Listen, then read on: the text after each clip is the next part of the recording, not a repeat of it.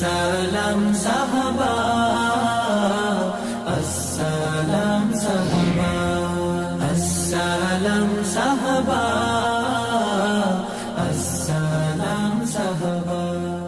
আসসালামু আলাইকুম ওয়া রাহমাতুল্লাহ। আলহামদুলিল্লাহি রাব্বিল আলামিন ওয়াসসালাতু ওয়াসসালামু আলা রাসূলিহিল আমিন ওয়া আলা আলিহি ওয়া আসহাবিহি আজমাইন, আম্মা বাদ। সুপ্রিয় দর্শক, কাছে কিংবা দূরে, বিশ্বজুড়ে যে যেখান থেকে দেখছেন, মাহে রমাদানের এই বরকতময় সময়ে আপনাদেরকে স্বাগত জানাচ্ছি দেশের সুনামধন্য টিভি চ্যানেল জি টিভির পর্দায় ইসলামী ব্যাংক বাংলাদেশ পিএলসি নিবেদিত প্রেরণার বাতিঘর অনুষ্ঠানে, powered by Islami bank foundation, ওয়ালিয়া হজ কাফেলা ও আন্তরিক হজ কাফেলা। সুপ্রিয় দর্শক, রাসূল সাল্লাল্লাহু আলাইহি সাল্লামের সাহাবায়ে কেরামের জীবনী নিয়ে অনুষ্ঠান প্রেরণার বাতিঘর। আমরা এই অনুষ্ঠানে রাসূল সাল্লাল্লাহু আলাইহি সাল্লামের এক একজন বিশিষ্ট সাহাবীর জীবনী নিয়ে আলোচনা করি। আমরা আজকে আলোচনা করব রাসূল সাল্লাল্লাহু আলাইহি সাল্লামের একজন বিশিষ্ট সাহাবী হযরত আবু আইয়ুব আনসারী রাদিয়াল্লাহু তাআলা আনহু। আর এই বিষয়ে আলোচনার জন্য আমরা আমাদের স্টুডিওতে দুইজন খ্যাতনামা ইসলামিক স্কলারকে আমন্ত্রণ জানিয়েছি। তাদের সাথে আপনাদেরকে পরিচয় করে দিচ্ছি। আমাদের সাথে উপস্থিত রয়েছেন ইসলামী আরবি বিশ্ববিদ্যালয়ের মাননীয় vice chancellor professor doctor Shamsul Alam sir. আসসালামু আলাইকুম ওয়া রাহমাতুল্লাহ। ওয়ালাইকুম আসসালাম স্যার, কেমন আছেন? আলহামদুলিল্লাহ, আপনি ভালো আছেন? জি আলহামদুলিল্লাহ। আমাদের সাথে আরেকজন মেহমান উপস্থিত রয়েছেন বাংলাদেশ ইসলামী বিশ্ববিদ্যালয়ের ইসলামিক স্টাডিজ ডিপার্টমেন্টের সহযোগী অধ্যাপক ডক্টর মুফতি আবু সাঈদ খান স্যার। আসসালামু আলাইকুম ওয়া রাহমাতুল্লাহ। ওয়ালাইকুম আসসালাম স্যার, কেমন আছেন? আলহামদুলিল্লাহ। স্যার, আমাদের আজকের আলোচনার বিষয় হচ্ছে রাসূল সাল্লাল্লাহু আলাইহি সাল্লামের একজন বিশিষ্ট সাহাবী হযরত আবু আইয়ুব আনসারী রাদিয়াল্লাহু তাআলা আনহু। আমরা শুরুতেই আমাদের মেহমান প্রফেসর ডক্টর শামসুল আলম স্যারের কাছে আসতে চাই। স্যার, আমরা হযরত আবু আইয়ুব আনসারী রাদিয়াল্লাহু তাআলা আনহু এর যেই পরিচয়, ইসলাম গ্রহণ সম্পর্কে যদি একটু বলতেন তাহলে আমাদের দর্শক। আলহামদুলিল্লাহ, আপনাকে ধন্যবাদ যে এমন জলিল কদর একজন সাহাবী সম্পর্কে আজকে আপনারা আলোচনা নিয়ে আসছেন। তো রাসূলুল্লাহ সাল্লাল্লাহু আলাইহি ওয়াসাল্লামের সঙ্গী সাথীদেরকে সাহাবী বলা হয়, যারা ঈমানের সাথে রাসূলের সাথে ছিলেন, ঈমানের সাথে মৃত্যুবরণ করেছেন। তো সিনিয়র সাহাবীদের মধ্যে একজন ছিলেন আবু আইয়ুব আনসারী। ওনাকে আনসারী এই জন্য বলা হয় যে উনি মদিনার আনসারদের মধ্যে অন্যতম ছিলেন। তার মানে মক্কা থেকে যারা হিজরত করে মদিনায় এসেছে, এই মুহাজিরদেরকে যারা আশ্রয় দিয়েছে তারা হলো আনসার। আবু আইয়ুব আনসারী তাদের অন্যতম। এবং উনি আবু আইয়ুব কিন্তু ওনার উপনাম, আসল নাম হলো ওনার খালিদ ইবনে জায়েদ ইবনে কুলাইব। তো প্রত্যেকটা যুদ্ধে কিন্তু অংশগ্রহণ করেছেন আবু আইয়ুব আনসারী রাদিয়াল্লাহু আনহু। এবং আমরা এটা অনেকেই জানি না যে রাসূলুল্লাহ সাল্লাল্লাহু আলাইহি ওয়াসাল্লামের যারা সিনিয়র সাহাবী হয়েছেন প্রত্যেকেই কিন্তু তিলে তিলে প্রত্যেকটা সংগ্রামে যুদ্ধে অংশগ্রহণ করেছেন। হঠাৎ করে একটা বড় পদে যাওয়ার সুযোগ আমাদের দেশে থাকতে পারে, ইসলামের ইতিহাসে সেটা নাই। জি। এবং ওনার সবচেয়ে বড় সৌভাগ্য যে রাসূলুল্লাহ সাল্লাল্লাহু আলাইহি ওয়াসাল্লাম যখন হিজরত করে মদিনায় আসলেন, এই সাহাবীর বাড়িতে উনি উঠলেন এবং প্রায় 7 মাস ছিলেন।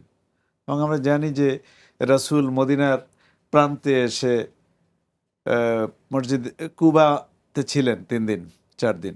তারপরে ধীরে ধীরে ওনার উষ্ট্রি হাঁটা শুরু করলো। মদিনার সবাই অপেক্ষায় ছিল যে রাসূল তার বাড়িতে উঠবে। জি। তো রাসূল সাল্লাল্লাহু আলাইহি ওয়াসাল্লামকে অনেকেই দরজা খুলে আহ্বান করলেন যে রাসূল আমার বাড়িতে উঠেন। রাসূল সবাইকেই বললেন যে এই উটটিকে সুযোগ দাও, সে আল্লাহর পক্ষ থেকে নির্দেশ প্রাপ্ত, কোথায় গিয়ে থামবে এটা সে জানে। এবং দেখা গেল যে সবাই অপেক্ষায় আছে যে তার বাড়ির সামনে গিয়ে উটটি থামবে। দেখা গেল উটটি গিয়ে থামলো আবু আইয়ুব আনসারীর বাড়ির সামনে। জি। তখন তো তাদের মধ্যে আনন্দের বন্যা বয়ে গেল। তো এভাবে আরও অনেক ব্যাপারে আমরা দেখি যে আবু আইয়ুব আনসারী রাদিয়াল্লাহু আনহু ইসলামের জন্য বিশাল অবদান রেখেছেন। প্রত্যেকটা সংকটকালে তিনি ইসলামের প্রত্যেকটা যুদ্ধে অংশগ্রহণ করেছেন। ইভেন 80 বছর বয়সে তিনি ইস্তাম্বুল অবরোধে অংশগ্রহণ করেছিলেন। কারণ ইস্তাম্বুল অবরোধের ব্যাপারে রাসূল সাল্লাল্লাহু আলাইহি ওয়াসাল্লাম বলেছেন যে কত না উত্তম এই বাহিনী, কত না উত্তম এই বাহিনীর সেনাপতি যারা ইস্তাম্বুল বিজয় লাভ করবে। আর ইস্তাম্বুলের নাম তখন ছিল কুস্তুনতুনিয়া, যেটাকে পরবর্তীতে আমরা দেখি কনস্টান্টিনোপল বলা হয়। সেইটাই বর্তমানে ইস্তাম্বুল, যেটা তুরস্কের একটা বিখ্যাত নগরী, পর্যটন নগরী। তো আবু আইয়ুব আনসারী সেখানে শহীদ হয়েছিলেন। এই হলো আবু আইয়ুব আনসারীর। জি স্যার, আপনাকে ধন্যবাদ। আমরা আবারও আসবো আপনার নিকট। আমরা ডক্টর মুফতি আবু সাঈদ স্যারের নিকট আসতে চাই। স্যার বলছিলেন যে রাসূল সাল্লাল্লাহু আলাইহি সাল্লাম হিজরতের পরে হিজরত যখন করেন তখন আবু আইয়ুব আনসারীর বাড়িতে উঠলেন। তো রাসূল সাল্লাল্লাহু আলাইহি সাল্লামের প্রতি হযরত আবু আইয়ুব আনসারীর যে সহযোগিতা, তিনি রাসূলকে সহযোগিতা, ইসলামকে সহযোগিতা, এ সম্পর্কে যদি একটু বলতেন স্যার। বিসমিল্লাহ, আলহামদুলিল্লাহ, ওয়াসসালাতু ওয়াসসালামু আলা রাসূলিল্লাহ, বাদ। আল্লাহ রসুল সাল্লাল্লাহু আলাইহি সাল্লামের সাহাবীদের সহযোগিতা আল্লাহ রসুল সাল্লাল্লাহু আলাইহি সাল্লামের প্রতি এটা এত বেশি ছিল যে তারা জীবনের চাইতেও রসুল্লাহ সাল্লাল্লাহু আলাইহি সাল্লামকে বেশি ভালোবাসতেন। রসুল্লাহ সাল্লাল্লাহু আলাইহি সাল্লাম যখন মক্কায় ছিলেন, যখন নির্যাতন নিপীড়নের মুখে ছিলেন, সেই সময়ে আকাবার শপথ নামে দুটো শপথ মক্কায় অনুষ্ঠিত হয়, যেখানে মদিনার লোকজন গিয়ে শপথ করেন রসুল্লাহ সাল্লাল্লাহু আলাইহি সাল্লামকে নিরাপত্তা দিবেন। এরকম একটি শপথের মধ্যে এরকম একটা শর্ত ছিল। সেই শপথের মধ্যে দ্বিতীয় শপথে আবু আইয়ুব আনসারী রাদিয়াল্লাহু তাআলা আনহু উপস্থিত ছিলেন এবং সেই কমিটমেন্টের তিনিও একজন অংশীদার যে রসুল্লাহ সাল্লাল্লাহু আলাইহি ওয়াসাল্লাম মক্কায় যদি নিরাপদে থাকতে না পারেন, মদিনায় যদি হিজরত করতে হয়, সেখানে তারা তাকে নিরাপদে সম্মানের সাথে রাখার ব্যাপারে সেই ওয়াদা ব্যক্ত করেছেন এবং সেটা তিনি রেখেছেন। স্যার আলোচনা করেছেন যে রসুল্লাহ সাল্লাল্লাহু আলাইহি ওয়াসাল্লাম যখন তার বাসায় উপস্থিত হলেন, তিনি তাকে সেখানে আদর আপ্যায়ন তার সামর্থ্য অনুযায়ী সম্মানের সাথে রাখার ব্যবস্থা করেন। এবং সহিহ বুখারীতে হাদিস আসছে যে আবু আইয়ুব আনসারী রাদিয়াল্লাহু তাআলা আনহু, তার ঘরটা ছিল দোতলা, তিনি থাকতেন দোতলায়। রসুল্লাহ সাল্লাল্লাহু আলাইহি সাল্লামকে তিনি যখন বলছেন যে দোতলায় থাকতে, রসুল্লাহ সাল্লাল্লাহু আলাইহি সাল্লাম নিচতলাকে পছন্দ করেন। কিন্তু একদিন হঠাৎ করে দেখা গেল যে পানি পড়ে গেল। সিয়ার ও আলামিন নুবালাতে বর্ণনা আসছে, ঐতিহাসিক বর্ণনায়, যে পানি পড়ে যাওয়ার সাথে সাথে যেহেতু ঘরের ছাদগুলো এমন ছিল না যে পানি নিচে পড়বে না, আজকের মতো এরকম ঢালাই করা ছাদ তো আর ছিল না তখন। ঐতিহাসিক বর্ণনা করেছেন যে আবু আইয়ুব আনসারী রাদিয়াল্লাহু তাআলা এবং তার স্ত্রী পেরেশান হয়ে গেছেন, পানিগুলোকে বিভিন্ন কাপড় দিয়ে কোনোভাবে যে নিচে যাতে এক ফোঁটা পানিও না পড়ে। শেষে রসুল্লাহ সাল্লাল্লাহু আলাইহি ওয়াসাল্লামকে তারা অনুরোধ করেন যে তাকে তিনি যাতে দোতলায় অবস্থান করেন, এবং তিনি শেষ পর্যন্ত আবু আইয়ুব আনসারী রাদিয়াল্লাহু তাআলা আনহুর সেই অনুরোধ রক্ষা করে দোতলায় অবস্থান করেন। হাদিসের শেষের দিকে এই কথা বর্ণিত আছে যে রসুল্লাহ সাল্লাল্লাহু আলাইহি ওয়াসাল্লামকে আবু আইয়ুব আনসারী রাদিয়াল্লাহু তাআলা খাবার পাঠাতেন। সেই খাবারটা খাওয়া শেষে রসুল্লাহ সাল্লাল্লাহু আলাইহি ওয়াসাল্লাম যখন ফেরত পাঠাতেন, তিনি দেখতেন রসুল্লাহ সাল্লাল্লাহু আলাইহি ওয়াসাল্লামের কোন জায়গায় আঙ্গুলের চাপ লেগে আছে, সে জায়গায় তিনি খেতেন। একদিন এরকম খাবার পাঠানো হলো, রসুল্লাহ সাল্লাল্লাহু আলাইহি ওয়াসাল্লাম ফেরত পাঠিয়ে দিলেন। তিনি দেখতে চাইলেন যে খাবারের বাটিতে রসুল্লাহ সাল্লাল্লাহু আলাইহি ওয়াসাল্লামের আঙ্গুলের কোনো চাপ আছে কিনা। তিনি দেখতে পেলেন না, এরকম কোনো আঙ্গুলের চাপ নেই। সাথে সাথে পেরেশান হয়ে রসুলের কাছে আসছেন, ইয়া রাসূলুল্লাহ, আপনি মনে হয় খাবারটা খান নাই। আল্লাহ রসুল সাল্লাল্লাহু আলাইহি ওয়াসাল্লাম বললেন যে এখানে এমন একটা গন্ধ আছে যেটা আমার জন্য অপছন্দনীয়। সেটা হচ্ছে হয়তো সেখানে পেঁয়াজ বা রসুন জাতীয় কাঁচা এরকম কিছু ছিল, যেটা রসুল্লাহ সাল্লাল্লাহু আলাইহি ওয়াসাল্লাম অপছন্দ করেন।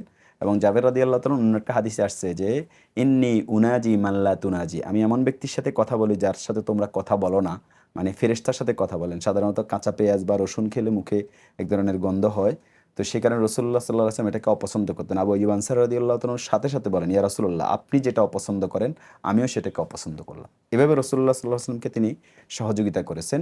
এবং আনসারদের যেই কমিটমেন্ট ছিল, সেখানে রসুল্লাহ সাল্লাল্লাহু আলাইহি ওয়াসাল্লাম প্রত্যেকের ভাগে একজন করে মুহাজির দিয়ে দিয়েছেন। আবু আইয়ুব আনসারী রাদিয়াল্লাহু তাআলা আনহুর সাথে আল্লাহ রসুল সাল্লাল্লাহু আলাইহি ওয়াসাল্লাম হযরত মুসআব বিন উমাইর রাদিয়াল্লাহু তাআলা আনহুকে ভ্রাতৃত্ব বন্ধনে আবদ্ধ করে দেন এবং তিনি তাকে তার পরিবার পরিজনের সাথে একজন সদস্য হিসেবে সেভাবে সহযোগিতা করেন। এভাবে মুহাজিরদেরকে তিনি সর্বশেষ পর্যন্ত এবং জীবনের শেষ পর্যন্ত তিনি রসুল্লাহ সাল্লাল্লাহু আলাইহি ওয়াসাল্লামের সাথে প্রত্যেকটা যুদ্ধে অংশগ্রহণ করে এই সহযোগিতা করেছেন। তিনি ছিলেন মূলত খাজরাজ গোত্রের একজন ব্যক্তি এবং আমরা জানি যে আউস এবং খাজরাজ গোত্রই মদিনায় সবচেয়ে পটেনশিয়াল গোত্র ছিল। সেই গোত্রের পুরোটাই রসুল্লাহ সাল্লাল্লাহু আলাইহি ওয়াসাল্লামের জন্য নিবেদিত ছিল। স্যার, আমরা এখান থেকে বুঝতে পারি যে তিনি তার জীবনের সকল কিছু রাসূল সাল্লাল্লাহু আলাইহি সাল্লামের জন্য উৎসর্গ করে দিয়েছিলেন। সবকিছু আল্লাহ রসুলের জন্য তারা উৎসর্গ করে দিয়েছেন। সুবহানাল্লাহ।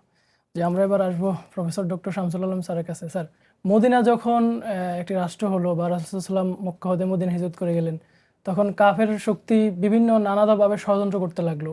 তখন অনেক যুদ্ধ সংগঠিত হয়েছিল। হযরত আবু আইয়ুব আনসারী রাদিয়াল্লাহু তাআলা আনহু রাসূল সাল্লাল্লাহু আলাইহি সাল্লামের পাশে থেকে কিভাবে যুদ্ধে অংশগ্রহণ করেছিলেন যদি একটু বলতেন আমাদের দর্শকদের উদ্দেশ্যে। আপনি ঠিকই বলেছেন, তখন এমন কোনো সাহাবী ছিল না যে যিনি ঈমান এনেছেন আবার যুদ্ধে যাননি।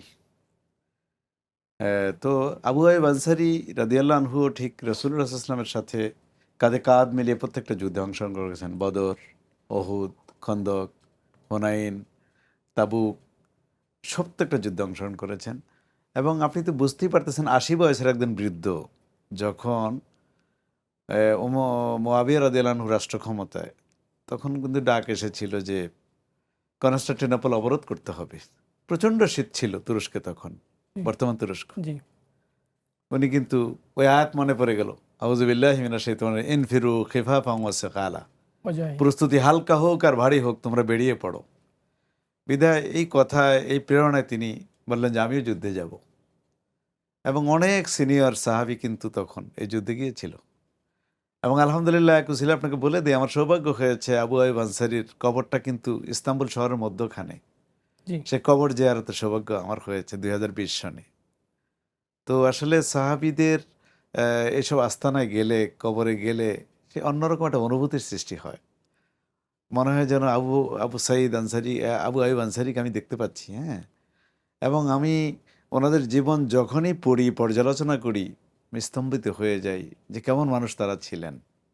জীবনের সামান্য পরোয়া তারা করেনি। এবং উনি আবু সাঈদ খান সাহেব যেটা বললেন, রাসূলকে তারা তাদের জীবনের চেয়ে বেশি ভালোবাসতেন। এই জন্য কোনো যুদ্ধে রাসূলের গায়ে কোনো আঁচল লাগুক এটা তারা বরদাস্ত করতেন না।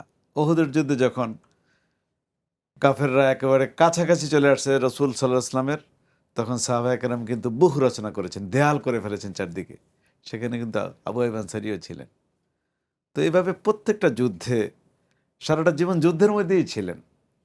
জি এইটাই ইসলাম। তার জীবনীকাটা এটা বলেছে যে তিনি যদি অন্য কোনো যুদ্ধে অংশগ্রহণ করার কারণে হয়তো কোনো যুদ্ধে অংশগ্রহণ করতে পারেন নাই, এছাড়া মানে কোনো যুদ্ধ মিস করেন নাই, এরকম সাহাবী ছিলেন তিনি। সাহাবায়ে কেরাম সবাই এরকমই ছিলেন। তার মধ্যে অন্যতম ছিলেন আবু আইয়ুব আনসারী। এবং আপনাকে আরেকটা বলি, রাসূলের চিরস্থায়ী পতাকা বাহক ছিলেন আবু আইয়ুব আনসারী রাদিয়াল্লাহু আনহু। এটা একটা বিশাল ব্যাপার আর কি। স্যার ধন্যবাদ। আমরা একটি ছোট্ট বিরতিতে যাচ্ছি, বিরতির পর আমরা আপনাদের নিকট থেকে আবারও শুনবো। সুপ্রিয় দর্শক, সময় হলো একটি বিরতির পর আমরা আবারও ফিরে আসবো। ততক্ষণে আমাদের সাথে থাকুন। সুবহানাল্লাহি ওয়া বিহামদিহি, সুবহানাল্লাহিল আযীম। সালাম সাহাবা। সুপ্রিয় দর্শক, বিরতির পর আবারও ফিরে আসলাম। আপনারা দেখছেন ইসলামী ব্যাংক বাংলাদেশ ফিলসি নিবেদিত ফেরনার বাতিঘর অনুষ্ঠান, powered by Islami bank foundation, ওয়ালি হজ কাফেলা ও আন্তরিক হজ কাফেলা। সুপ্রিয় দর্শক, বিরতির পূর্বে আমরা শুনছিলাম রাসূল সাল্লাল্লাহু আলাইহি সাল্লামের একজন বিশিষ্ট সাহাবী হযরত আবু আইয়ুব আনসারী রাদিয়াল্লাহু তাআলা আনহু এর জীবনী সম্পর্কে। আমরা আসবো এখন আমাদের মেহমান ডক্টর মুফতি আবু সাঈদ খান স্যারের নিকট। আমরা হযরত আবু আইয়ুব আনসারী রাদিয়াল্লাহু তাআলা আনহু এর যুদ্ধে অংশগ্রহণ, তার জীবনী সবকিছু শুনলাম, কিন্তু আবু আইয়ুব আনসারী রাদিয়াল্লাহু তাআলা আনহু যে রাষ্ট্রীয় দায়িত্ব পালন করেছিলেন এ সম্পর্কে যদি একটু বলতেন আমাদের দর্শকদের। জি, আবু আইয়ুব আনসারী রাদিয়াল্লাহু তাআলা আনহু রাসূলুল্লাহ সাল্লাল্লাহু আলাইহি সাল্লামের বিশিষ্ট সাহাবীদের মধ্যে অন্যতম একজন। তিনি খোলাফায়ে রাশেদার সময়কালে, বিশেষ করে আলী রাদিয়াল্লাহু তাআলা আনহুর সময়কালে তিনি মদিনার গভর্নর ছিলেন। এবং তিনি আলী রাদিয়াল্লাহু তাআলা আনহুর সাথে যখন মুআবিয়া রাদিয়াল্লাহু তাআলা আনহুর এক পর্যায়ে যুদ্ধ লেগে যায়, তিনি তখন সেই যুদ্ধের আগ পর্যন্ত মদিনার গভর্নর হিসেবে দায়িত্ব পালন করেন। পরবর্তীতে তিনি বসরায়ও কিছুদিন দায়িত্ব পালন করেছেন, রাষ্ট্রীয় দায়িত্ব পালন করেছেন আলী রাদিয়াল্লাহু তাআলা আনহুর সময়। এবং পুরো সময়টাই তিনি আলী রাদিয়াল্লাহু তাআলা আনহুর সহযোগী হিসেবে অবস্থান করেছিলেন। এবং আমর ইবনুল আস রাদিয়াল্লাহু তাআলা আনহু যখন মিশর জয় করেন, ওমর রাদিয়াল্লাহু তাআলার সময়কালের, সেই মিশর জয়ের পরে আবু আইয়ুব আনসারী রাদিয়াল্লাহু তাআলা আনহু মদিনা ছেড়ে দেন এবং তিনি মিশরেই শেষ পর্যন্ত বসবাস করতে থাকেন। যেটাকে ওই সময়ের ভাষায় যেটা ফুস্তাদ বলা হতো, যেটা বর্তমান কায়রো, এই কায়রো অঞ্চলেই তিনি সেখানে বসবাস করেন এবং সেখান থেকে পরবর্তী যুদ্ধগুলোতে তিনি অংশগ্রহণ করেছিলেন। তো রাষ্ট্রীয় দায়িত্ব পালন করার ক্ষেত্রে আবু বকর, ওমর, ওসমান, আলী রাদিয়াল্লাহু তাআলা আনহু আজমাইন এদের সময় তিনি ছিলেন না, আলী রাদিয়াল্লাহু তাআলা আনহুর সময় তিনি রাষ্ট্রীয় দায়িত্ব পালন করেছেন। স্যার ধন্যবাদ। আমরা আপনার নিকট আরেকটি বিষয় জানতে চাই। হযরত আবু আইয়ুব আনসারী রাদিয়াল্লাহু তাআলা আনহু রাসূল সাল্লাল্লাহু আলাইহি সাল্লামের জন্য তিনি নিজ জীবনকে উৎসর্গ করে দিয়েছিলেন। তো সর্বশেষ উনি, আমরা যতটুকু জানি, শাহাদাত বরণ করেছেন। তো হযরত আবু আইয়ুব আনসারীর শাহাদাত সম্পর্কে যদি একটু বলেন। জি, স্যার আলোচনা করেছেন যে কনস্টান্টিনোপল অবরোধের সময়ে তিনি সেখানে অংশগ্রহণ করেন এবং সেখানে তিনি শাহাদাত বরণ করেন। এবং ঐতিহাসিকগণ একটা চমৎকার বর্ণনা করেছেন যে সিয়ার ওয়া নাবুল নুবালাতেও এসেছে যে তিনি ওই যুদ্ধের কমান্ডার ছিল কিন্তু ইয়াজিদ বিন মুআবিয়া, অর্থাৎ মুআবিয়া রাদিয়াল্লাহু তাআলা আনহুর ছেলে ইয়াজিদ সেই যুদ্ধের কমান্ডার ছিলেন এবং তখন মুআবিয়া রাদিয়াল্লাহু তাআলা আনহু খলিফা। তো ওই যুদ্ধে আবু আইয়ুব আনসারী রাদিয়াল্লাহু তাআলা আনহুকে ইয়াজিদ জিজ্ঞাসা করেছিল যে আপনার শেষ ইচ্ছা কি? তখন আবু আইয়ুব আনসারী রাদিয়াল্লাহু তাআলা আনহু বলছিলেন যে আমার শেষ ইচ্ছা হচ্ছে যে আমি যদি শাহাদাত বরণ করি বা মৃত্যুবরণ করি তাহলে শত্রু ভূমিতে তোমাদের সামর্থ্য অনুযায়ী আমার লাশকে নিয়ে যাবে এবং যেখানে তোমাদের সামর্থ্য হবে সেই জায়গায় গিয়ে তোমরা আমাকে দাফন করবে। এবং মুআবিয়া রাদিয়াল্লাহু তাআলা আনহুর সন্তান ইয়াজিদ সেই ওসিয়তটা আবু আইয়ুব আনসারী রাদিয়াল্লাহু তাআলা আনহু পালন করেছিলেন। এবং আবু আইয়ুব আনসারী রাদিয়াল্লাহু তাআলা আনহু যখন মারা যায় তার লাশকে ঘোড়ার উপরে তুলে এবং সৈন্যবাহিনী নিয়ে সেই রোমের সাম্রাজ্য, যেটা ছিল খ্রিস্টানদের সাম্রাজ্য, সেখানে একেবারে ভিতরের দিকে যেতে থাকে। এক পর্যায়ে একেবারে কনস্টান্টিনোপল, যেটা ওই সময় এখন যেটা আধুনিক যুগে যেটার নাম হচ্ছে ইস্তাম্বুল, সেখানে একেবারে দেয়াল, সর্বশেষ দেয়াল পর্যন্ত তারা যখন পৌঁছে যায় আর ওদিকে পৌঁছা যাবে না, সেখানে গিয়ে তাকে দাফন করে এবং সেখানে ইয়াজিদ তার জানাজা ইমামতি করে। এবং রাসূলুল্লাহ সাল্লাল্লাহু আলাইহি ওয়াসাল্লামের একটা ভবিষ্যৎবাণী আছে, সহিহ বুখারীতে হাদিস আসছে, উম্মে হারাম বিনতে মিলহান রাদিয়াল্লাহু তাআলা আনহা থেকে বর্ণিত, রাসূলুল্লাহ সাল্লাল্লাহু আলাইহি ওয়াসাল্লাম বলছেন, আউয়ালু জাইশিন মিন উম্মতি ইয়াগজুনা ফি মদিনাতি কাইসার মাগফুরুন, আমার উম্মতের মধ্যে যেই দলটি রোমের সাম্রাজ্যের মধ্যে ঢুকে যুদ্ধে মুসলমানদের মধ্য থেকে প্রথম যুদ্ধে অবতীর্ণ হবে, তাদের সবাইকে ক্ষমা করে দেওয়া হবে। এবং সেই যুদ্ধে আবু আইয়ুব আনসারী রাদিয়াল্লাহু তাআলা আনহু একজন ছিলেন এবং এই যুদ্ধে তিনি শাহাদাত বরণ করেন, ওখানেই তার কবর। এবং কি ঐতিহাসিকদের বর্ণনা অনুযায়ী খ্রিস্টানরাও তার কবরকে যথেষ্ট সম্মানের চোখে দেখত, যদিও খ্রিস্টান ভূমিতে ছিল, যে কারণে তার কবরটি কিন্তু খ্রিস্টানরা নষ্ট করেনি এবং এখন পর্যন্ত সেটা বহাল আছে। বিশেষ করে ওসমানী খেলাফতের সময় সেটাকে আরও চতুর্দিক থেকে ঘেরাও করে মানুষের জন্য জিয়ারতের সুযোগ করে দেওয়া হয়। তো এমনকি এই ওয়াকিদির বর্ণনা এটাও আসছে যে খ্রিস্টানরা আবু আইয়ুব আনসারী রাদিয়াল্লাহু তাআলা আনহুর কবর রসিলা দিয়ে আল্লাহর কাছে বৃষ্টি প্রার্থনা করতো, যদিও কোনো কবর রসিলা দিয়ে বৃষ্টি প্রার্থনা করা জায়েজ নেই, কিন্তু খ্রিস্টান তারপরেও তারা মুসলমানদের মধ্যে এই সাহাবীকে এরকম তারা সম্মান করতো।